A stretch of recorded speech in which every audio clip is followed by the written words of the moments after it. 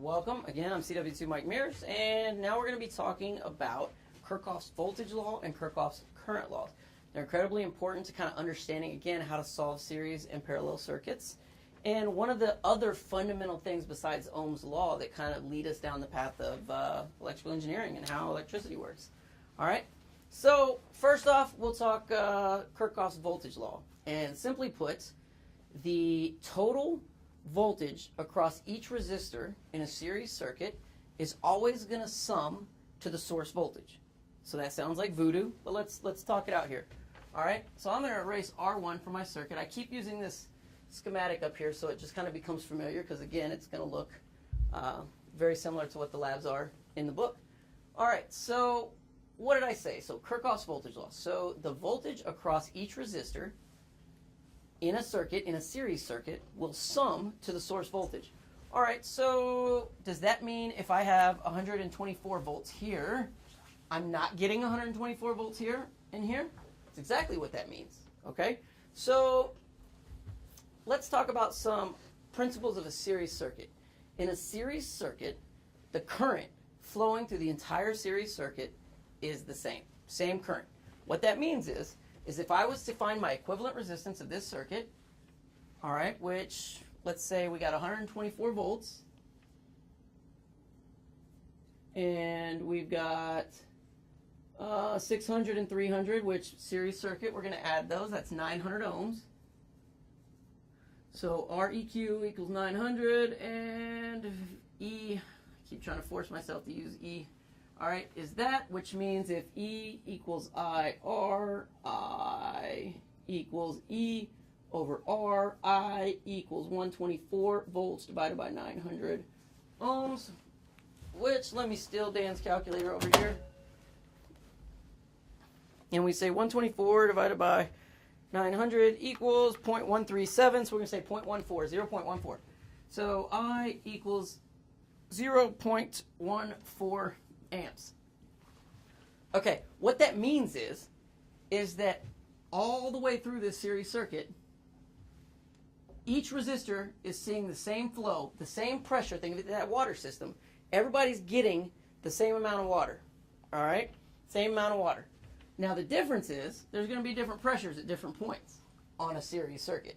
Okay? So in a series circuit, again, important, okay, current is the same in the entire circuit. All right, what varies is voltage. So now backpedal to Kirchhoff's voltage law. Well, if the same current is going through each one of these resistors, but we know that there's going to be a varying voltage at each one of the resistors because it is a series circuit, then we can solve for each individual resistor. And again, we can think of resistors like load. You don't have to think of it like as the actual resistor that you may see on slides. Resistance is a phenomenon that happens that opposes current flow. So I'm a resistor, you're a resistor. If you measured resistance across my hands, you're going to see mega ohms of some sort, which is that's going to indicate that I am some type of resistor. So don't just fixate on the little resistors you see on circuit boards. This could be just a load. All right. So on R2 with 600 ohms, we're getting the 0.14, which means the voltage across that would be if E equals IR. And we know that I there is that 0.14 amps times 600 ohms equals V sub R1 equals, now we could do the same thing over here. I'm not going to solve it yet. 0.14 amps times 300 ohms equals V sub R2 equals. Okay, so all I did was I solved for REQ. I got the current that is flowing through the entire series circuit. And now I'm going to apply that current to each one of the resistance going back to Ohm's law. And I'm going to figure out what is the voltage if I measure the potential difference across these 2 points. Again, voltage is potential difference. All right? So now it's always in reference to something. Okay? It's always in reference. So if I put my leads in reference to this across these two, then I'm going to read V sub R1. If I measure the potential difference across here, I'm reading V sub R2.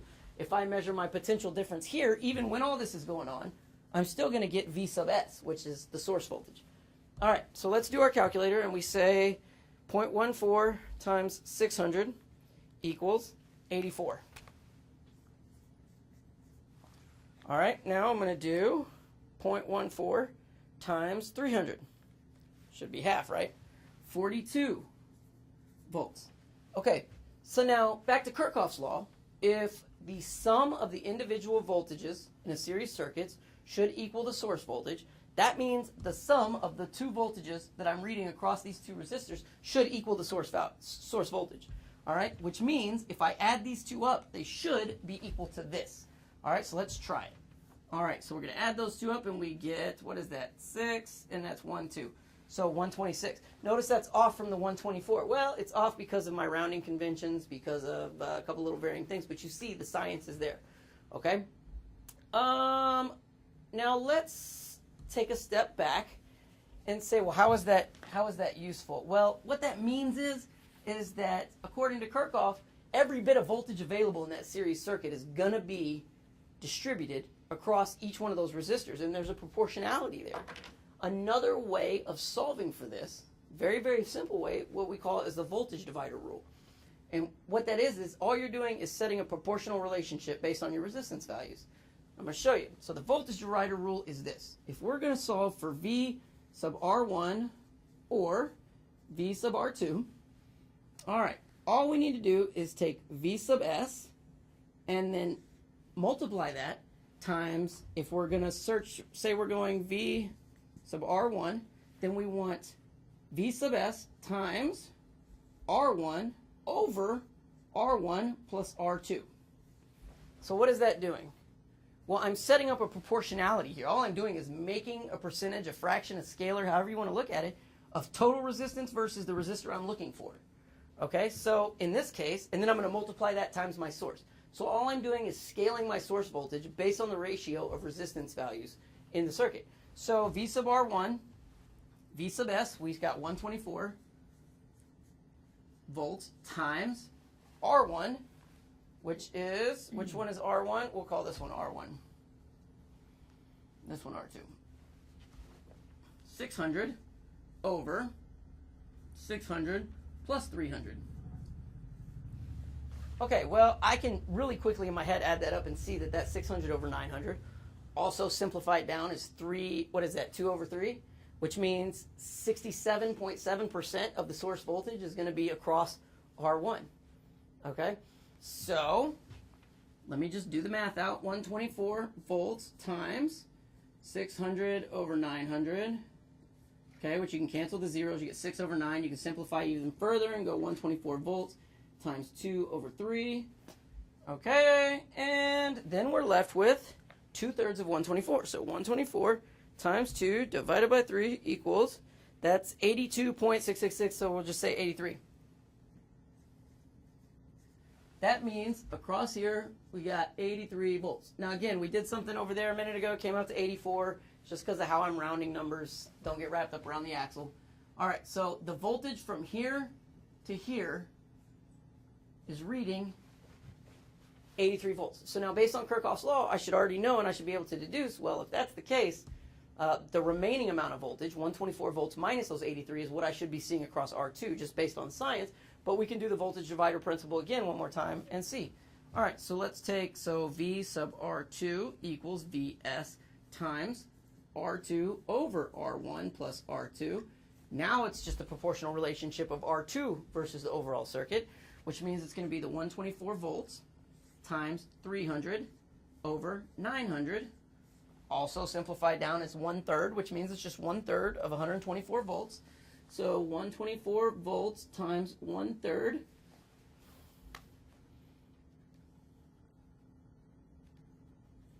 is 41.3.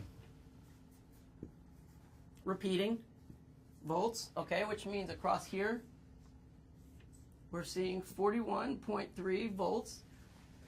All right, so again, back to the Kirchhoff's voltage law. If we add those two together, that should be the total amount of voltage available in the circuit, right?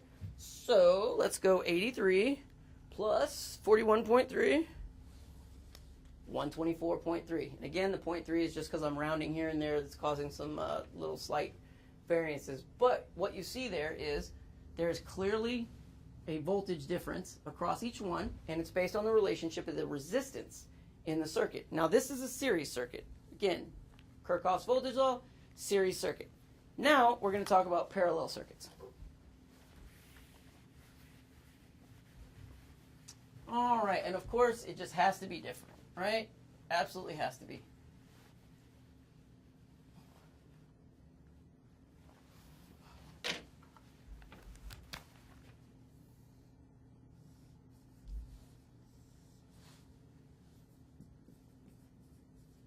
All right, so now in parallel circuits, we talk about Kirchhoff's current laws. All right, Kirchhoff's current laws, all right, says the same thing as the voltage law, but now we're talking about current, which means the total source current, right, the total amount of current that the source sees, all right, should be equal to the sum of all loop currents in a parallel circuit, all the branch currents. Okay, now what does that mean? All right, well, another clear characteristic of a parallel circuit. We said series circuits, there's going to be varying voltages across each resistor, but the current's going to be the same throughout.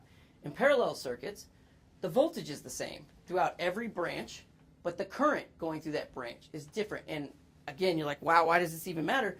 Think about your house. Think about your house. Every single receptacle you plug into, you're expecting what? 120 volts-ish, right? You're expecting that.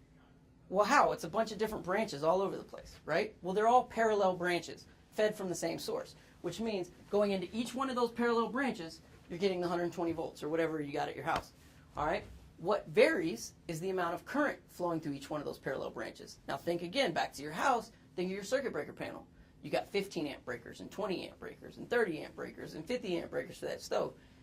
All those different breaker sizes because each one of those loops, each one of those branches can have a different current on it while still getting that same voltage, and that's very, very clearly the rules of a parallel circuit, okay? So now what we're saying is the current going through here and the current going through here should sum up to this total current, all right? So let's talk about this. So if I want to know what the source current of this is, well, I go back, to solving parallel circuits, and I need to solve for the equivalent resistance, all right? If I get the equivalent resistance, I can use Ohm's law and I can get what my source current is. So I remember that the equivalent resistance of 600 and 300 ohm resistor is 200, but just to show you, 1 over Req equals 1 over 600 plus 1 over 300, which if you do that out on the calculator is going to equal 200 ohms. All right, so I'm going to take 124 volts divided by 200 ohms, right? And I'm going to get, what is that, 6.2? Yeah, 0.62. Should be 0.62, but I'll be thorough. 124 divided by 200 equals 0.62. All right, so 0.62 amps. That means total, my I sub S, the sub S means source, 0.62 amps. I sub S is 0.62 amps. That means the current going through here and the current going through here together, based off Kirchhoff's current laws, should add up to that current right there. Okay, now the same proportionalities exist between those resistors as well, which means we can use that same principle that we did before to do it, or we could do it another way. I'm going to show you two different ways. So first off, if we know that we've got 124 volts here, and it's a parallel circuit, so this is also getting 124 volts, all right, then we can use Ohm's law and solve for I.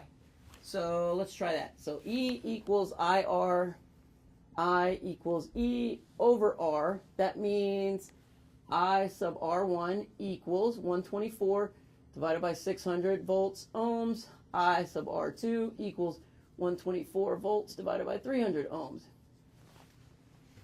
All right, let's do the math out on that. And we get 124 divided by 600 equals 0.04, 0.04. And then we've got 124 divided by 300 equals 0.41. I did some bad math somewhere. Hold on. 124 divided by 600, 0.207. Yeah, 2. We'll say 1. We're going to round that. All right. So I sub R1 is 0.21. I sub R2 is 0.41. If we add those things together, what do we get? 0.62 amps. Kirchhoff's law holds true. Well, that was a bunch of different stuff. So another way of doing that is the current divider. On series circuits, I showed you the voltage divider. Now I'll show you the current divider. A little bit trickier, a little counterintuitive, but it's a quick way of solving. All right. So the current divider principle is I sub R1. We're just going to say I want to solve for the current going through this. I sub R1 equals I sub S times, no, we're doing the same thing. We're setting up a proportionality relationship between the total amount of resistors in the circuit, and then we're going to scale our source current based on that. So I sub S equals, now here's the counterintuitive part. If we're solving for I sub R1, we're going to use R2 as our top value, okay? So R2 over R1 plus R2. Same thing, I sub R2 equals I sub S times, now we're going to use the opposite one. We're solving for I sub R2, so we're going to use R1 on top, which is 600, right? Or let me just write it out. R1 over R1 plus R2. Now again, all I'm doing is creating a ratio and scaling the source voltage by it. So now based on that, if our source current is 0.62 times R2 is 300, that's 300 over R1 plus R2, 900. So now we're doing 1/3 of 0.62. Now this one is 0.62 times 600 over 900, which is 2/3. So again, 1/3, 2/3. Based on this principle in Kirchhoff's current law, all we're doing is scaling the source current, and they should equal the source, and we just confirmed it two different ways. So let me do it like this. So we'll do 0.62 times, that's 1/3, so times 0.3333 equals 0.21, and I just rounded that. Now this one is 0.62 times 2 over 3, which is 0.67, and that's 0.41, which you add those together, and you get 0.62 amps. Kirchhoff's current law. All right? Now, you see, I derived this the same way. There's many different ways to solve a problem. Whichever way makes sense to you is the way you need to use. You don't have to use the current divider. You don't have to use the voltage divider. You don't have to do it this way. You just have to get a right answer. All right? And get the right answer for whichever way makes sense to you. The current divider rules, if you get good at it, are a lot faster than going through here, solving for the REQ. Because notice, in this, if I already had my source current, then I didn't need to solve REQ. All right? So I needed to solve REQ over here so I could break these off. So, you know, tit for tat, whatever works for you. Okay? All right. So that is Kirchhoff's voltage law and Kirchhoff's current law. All right. Well, now let's talk about power. I know we kind of fast talked over that, but power simply is the same. I mean, it's really the same thing. Now, we just remember back to that formula that P equals IE, right? Well, if we were to look at the power in this same particular circuit, we could just attack load for load, right? So if P equals IE, then we have voltage, and what is the current of R1 is this. So that means P sub R1 equals 124 volts times I sub R1, which is 0.21 amps, which equals 124 times 0.21 equals 26 watts. All right, now let's say P sub R2 equals 124 volts because it's a parallel circuit, same voltage going to it, but now a different resistance, so 300. So that means the current through that one was 0.41 amps equals, all right, now 124 times 0.041 equals, 0.41. 124 times 0.41. Man, I keep hitting the wrong buttons. Times 0.41 equals 50.8. We'll just say 51. All right. So now let's think about these relationships, okay, that we talked about, and they're all kind of summative. Well, if I have this much power through this loop and this much power through this loop, what do you think our power here is going to be seen? Well, let's see. Let's see if we can prove a theory here. All right, we know that our source current was 0.62, and our source voltage is 124, so let's do that math. So we got 124 volts times 0.62 amps. 124 times 0.62 is roughly about 77 watts. So that's the total power seen here. Well, I wonder what happens if we add those two numbers up. I can just look and I can see, well, that's 77 watts. See what happened there? So the total power in your circuit, the total power, all right, is the sum of the individual powers here. All right, well, let's go over here. Let's do that same series circuit that we had, right? So we had our voltage here. And we had, let's say, the 300 and the 600 ohms. We got 124 volts. All right, so now we solve our equivalent resistance, and I think we already did that over there, but we'll do it again. So Req equals 900 ohms. That means I sub S equals 124 divided by 900, which is going to be 0.14 amps. That means there's 0.14 amps traveling here. Same thing here, right? So I can solve for, well, hold on now. I could calculate my voltages, right? By using Ohm's law, I can say the current, the 0.14 amps times 300 ohms. That's going to give that voltage. Then I'm going to say 0.14 times that one. It's going to give me that voltage. I can look at the relationship between those. I can do the voltage divider rule. Or I can simply see that one is 2 times the other one, which means there's going to be a 1/3, 2/3, or no, I'm sorry, there's a 0.5 times 2. There's a bunch of different ways that we can do it. However, I'm going to try a non-traditional route just to show you. So remember back to when we said P equals IE and E equals I times R. And if I substitute this in for this E, I get P equals I squared R. Well, using that formula, I don't need to solve for the voltages across here. I'm just going to go for, let's say, P R1 equals I squared 0.14 squared amps times 300 ohms equals, and then P sub R2 equals 0.14 squared amps times 600 ohms equals. All right, so let's do 0.14 x to the 2. Now the x squared button is your friend also on the calculator. Looks like that. It's going to square. You punch in the number and you hit that. All right, so I did 0.14 squared times 300 equals, we get roughly 5.88 watts. Now here I'm going to do the same thing. 0.14 x squared times 600 equals 11.76 watts. Cool. All right, well, let's add those up and see what we get. So if we add these two up, I mean, if it was the same principle there, the power across each one of those resistors is going to sum to the total power. Well, then we say 11.76 plus 5.88 equals 17.64. That should be my P sub T, my total power, 17.64. All right, let's take it a different route. All right, let's solve for the individual voltages across each one.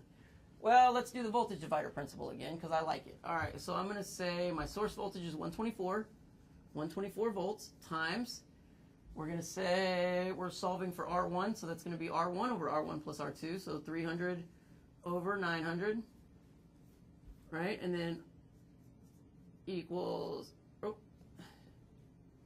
times 600 over 900. So this is going to be V sub R1, V sub R2. All right. So again, back to the 2/3, 1/3.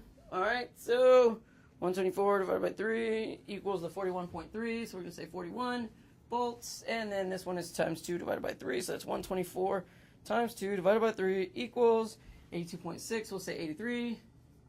Again, Kirchhoff's voltage law. Let's add these up and make sure they work to our source voltage, which is 412 volts. Cool. That makes sense. All right. Well, now let's look at the power total. We'll calculate the power total.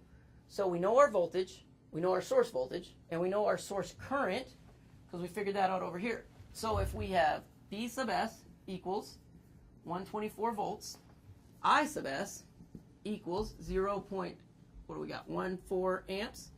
All right, now let's go back to P equals IE. P equals IE and E equals IR. Again, back to these same two formulas. Now, if I want to solve for P, I have V and I have I. Cool, I don't have to manipulate anything, right? I just do 124 volts times 0.14 amps. Let's do that.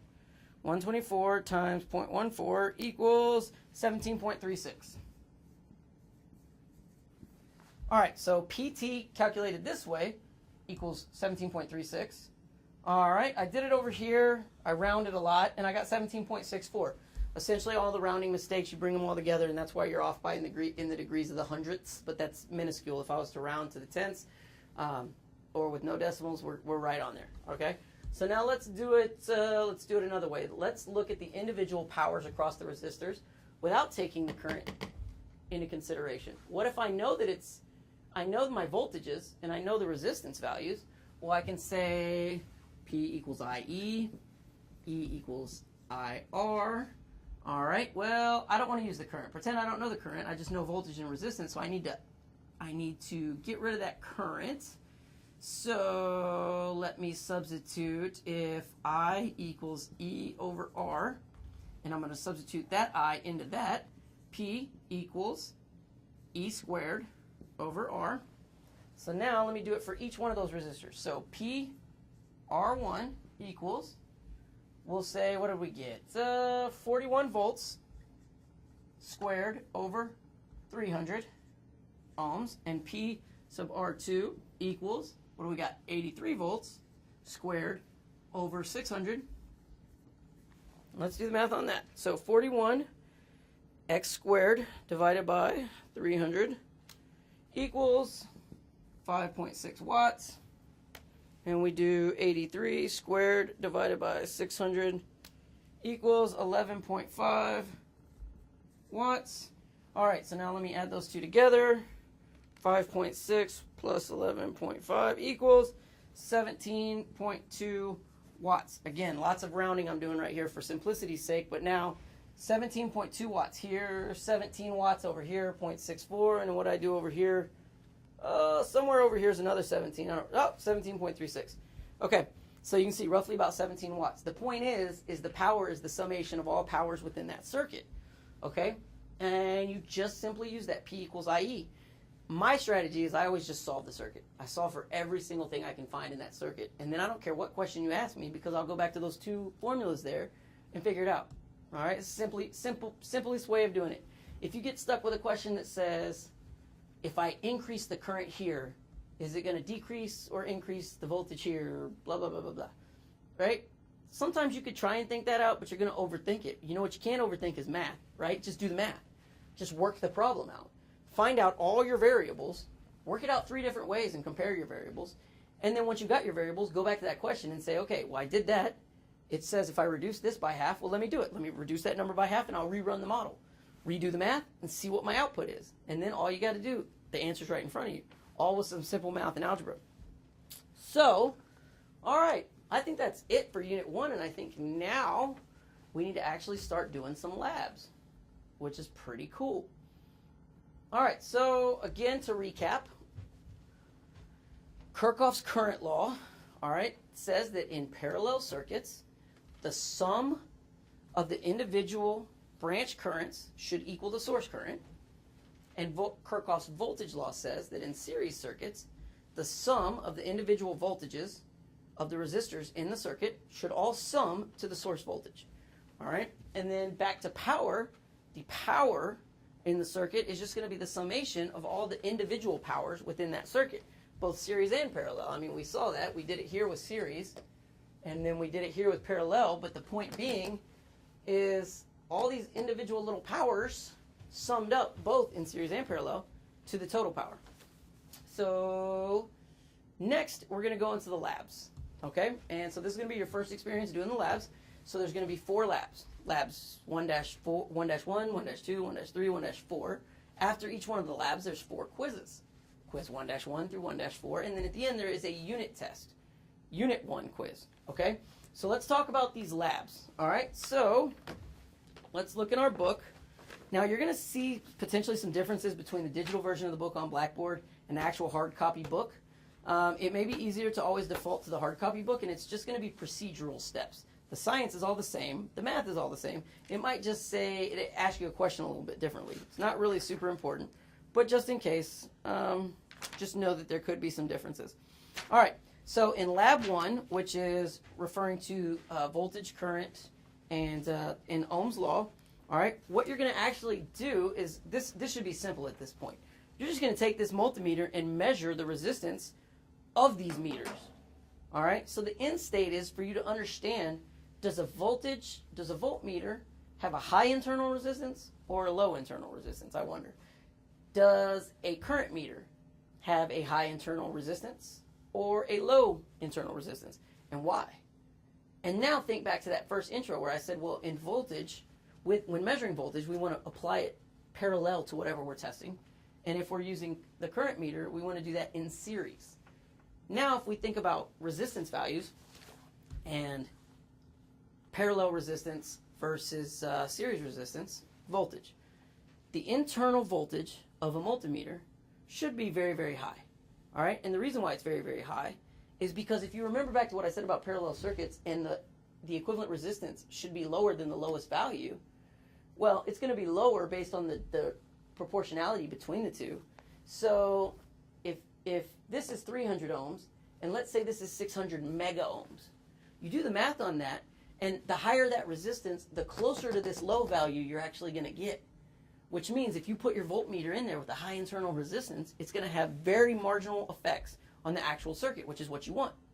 Okay, now conversely with the amp meter, all right, you want very, very little internal resistance, and when you put that in series, what that does is it now does not cause a voltage drop across that meter, so it allows the full amount of water to flow through there for you to meter it. All right, and you're going to see that when you do the labs. Okay, now it's going to have you take a multimeter, and you can take one multimeter, such as the Fluke 87, and you can measure across E1, E2, E3, see those resistance values.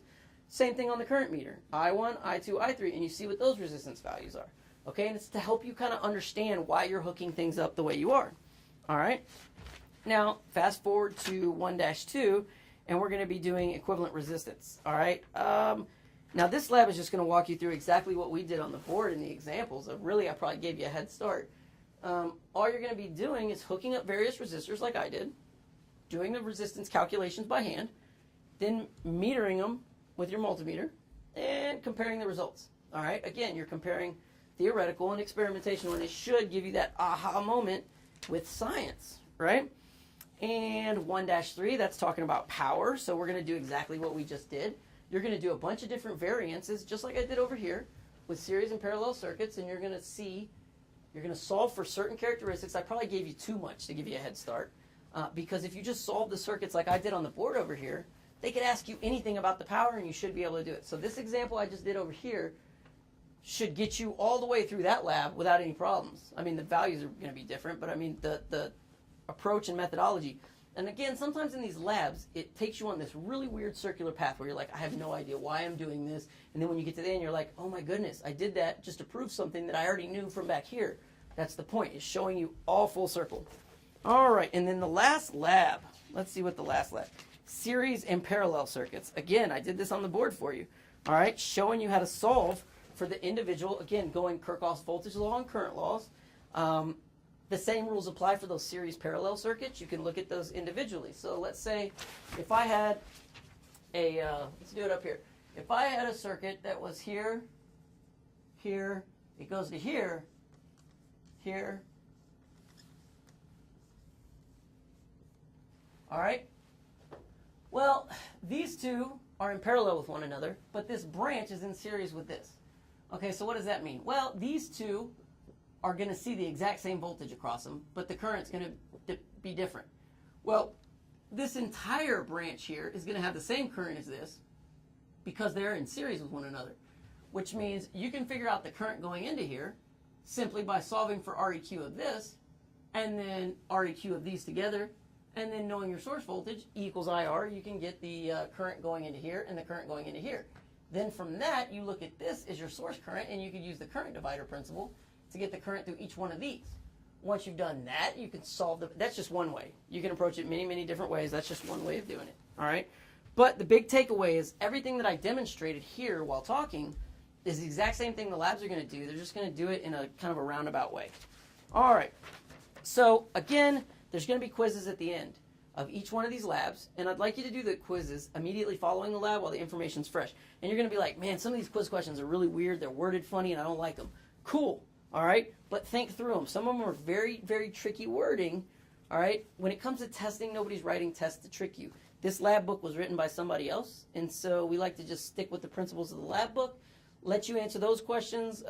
Just know that the very wordplay questions are not going to be ones that we're going to be using for the test, so don't stress out about that.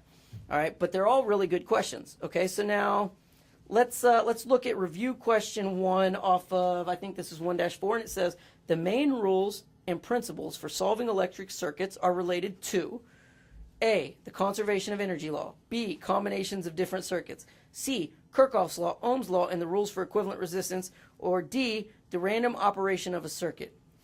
Which ones of those did we talk about? I don't know. I'm going to let you figure that out. I think after all the words that I've said, you should be able to figure it out by now. Also, all the quizzes are located in Blackboard. The links to them are on the learning module pages for each one of these. So if you go to the Electrical Systems Design homepage and click Theory, which is our first 2 weeks, it's going to open up the syllabus for the theory block, which then you can see in the hierarchy on the left. You can see today is Fundamentals of Power Technology. Click on that, and that syllabus there is going to show links. It's going to show labs and quizzes 1-1 through 1-4. You can click on those individual quizzes, and it's going to link you to the quiz. You can take the quiz in limited amounts of time because it's made for you to learn. All right, I am going to be tracking Blackboard and watching your grades to make sure that you're actually completing these, and these are a requirement. They're go or no go, and they're not going towards your overall grade. These are to help you. So you need to be making sure you're doing it so you track and understand. And these things are all going to be building upon each other. This is just day one. These are all building upon each other, which means if you don't understand this part, moving to the next part, it's going to be detrimental if you don't understand. So you got to come up on the net and say, I don't understand if you don't understand. So again, that's why these quizzes are very, very important. Also, each individual person should be keeping their own lab reports. You're doing it as a group, but at the end of the day, the point is for you to look at those experimental results and think back to what you're calculating and go, oh yeah, I remember doing that, and I understand why it does what it does. All right, so with that being said, kick off the labs. Good luck, and let us know if you have any questions.